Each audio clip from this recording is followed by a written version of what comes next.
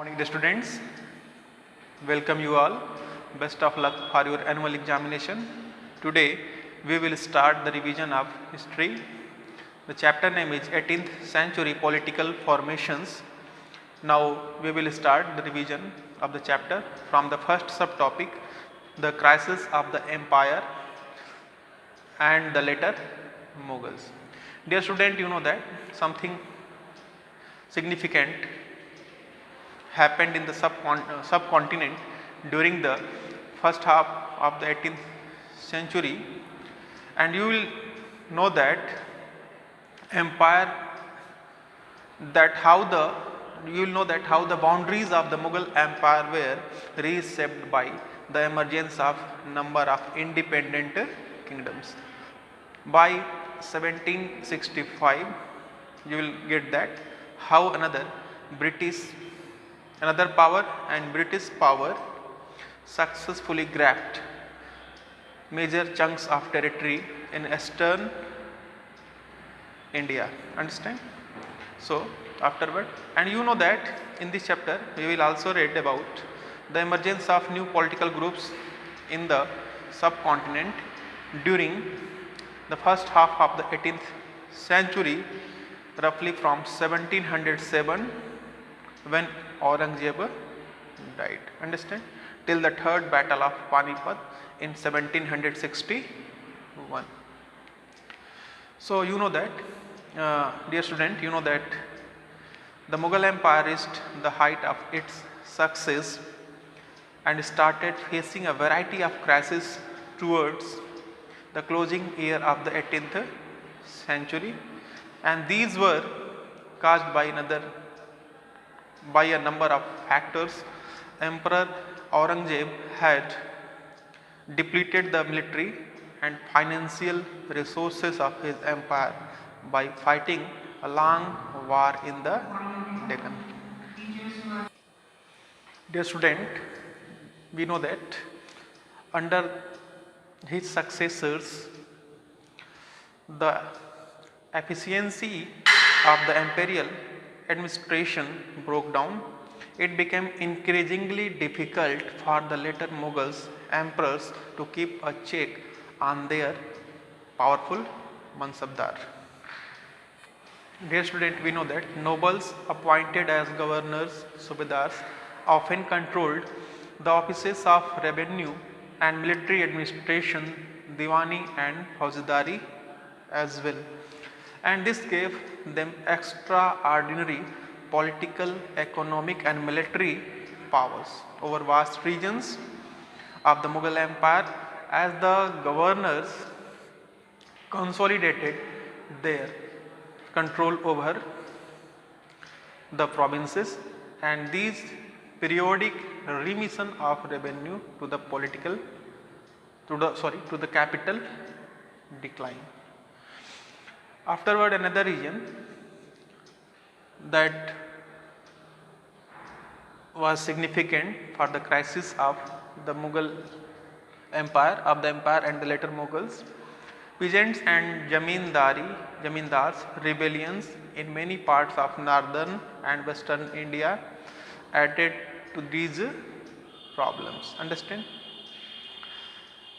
These are the regions, and the Mughal emperors after Aurangzeb were unable to arrest the gradual shifting of political and economic authority into the hands of provincial governors, local chieftains and other groups. Understand? So in the midst of the economic and political crisis, the ruler of Iran, Nadir Shah, sacked, attacked and plundered the city of Delhi in 1739 and took away immense amount of wealth. The invasion was followed by a series of plundering raids by the Afghan ruler Ahmad Shah Abdali, who invaded North India 5 times between 1748 and 1761. Understand? The next subtopic is the emergence of new states. Dear student, with the decline in the authority of the Mughal emperors, the governors of large provinces, subedars and great jamindars consolidated their authority in different parts of the subcontinent. Understand?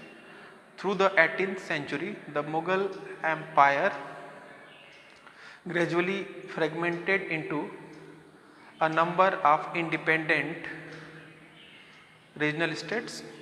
Originally, broadly speaking, the states of the broadly speaking the states of the 18th century can be divided into three overlapping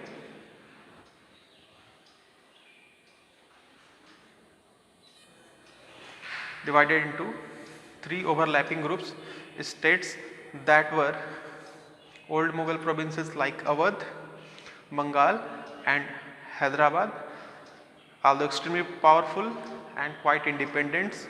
The rules of these states did not break their formal ties with the Mughal emperor.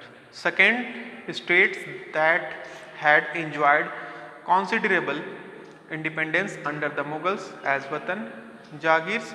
Third, the last group included states under the control of Marathas, Sikhs and others like the Jats. These were of differing sizes and had seized their independence from the Mughals after a long drawn armed battle. Next subtopic is the old Mughal provinces. Dear student, you know that amongst the states that were carved out of the old Mughal provinces in the 18th century, three stand out very prominently. These were Awadh, Bengal and Hyderabad.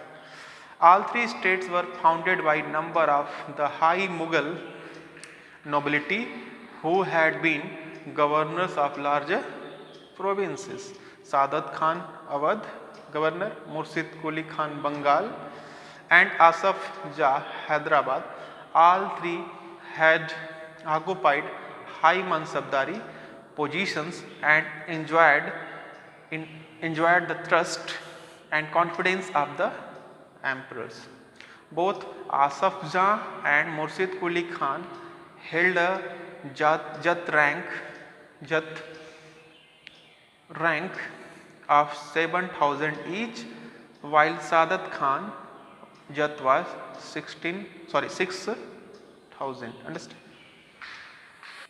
Jat means number of troops that was maintained by mansabdars. Understand? The next subtopic is Hyderabad. Nizam ul Mulk Asaf Jah, the founder of Hyderabad state 1724 to 1748, was one of the most powerful members at the court of the Mughal Emperor Farooq Siyar.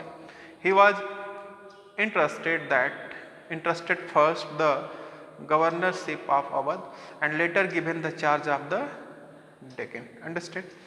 As the Mughal governor of the Deccan provinces during 1722, Asaf Jah had already gained control over its political and financial administration, and taking the advantage of the turmoil in the Deccan and the competition amongst the court nobility, Nizam ul Mulk Asaf Jah gathered power in his hands and he became actual ruler of the region. Afterward, Asaf Jah brought skilled soldiers and administrators from North India who welcomed the new opportunities in South. He also appointed mansabdars and granted them Jagirs, lands, Watan. He ruled quite independently without seeking any direction from Delhi or facing any interference. Understand? The Mughal emperor merely confirmed the decisions already taken by the Nizamul ul Mulk Asaf Jahan. So we know that the state of Hyderabad was constantly engaged in a struggle amongst the Marathas to the west and with independent Telugu warrior chiefs Nayaks of the plateau. So the ambitions of Nizamul Mulk Asaf Jah to control the rich textile producing areas of the Coromandel coast in the east that were checked by the British, who were becoming increasingly powerful in that region. Understand? So I know that. So we know that he became powerful by declaring himself independent governor. Afterward, in the next video we will continue the revision. Thanks for watching the video.